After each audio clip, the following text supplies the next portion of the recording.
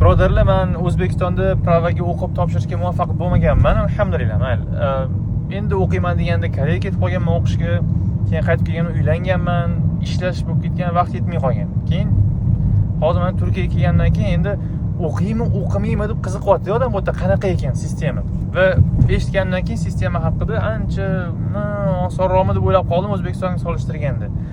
Endi qayerga solishtiramiz boshqa, to'g'rimi? Afrika bilan solishtirmaymiz, o'zbek bo'lganimizda O'zbekistonni solishtiramiz-da.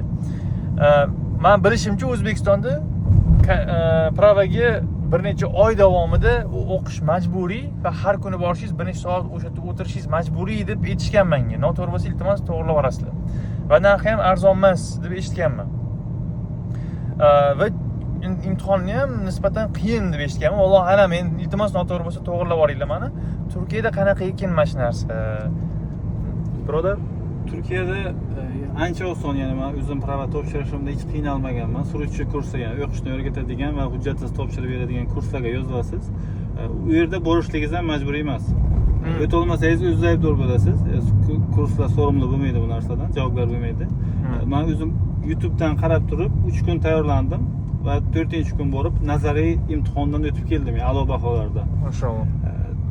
Til bilmasa boshqa tilga tarjima qilib turib ham nazariy imtihonni topshirsa bo'ladi.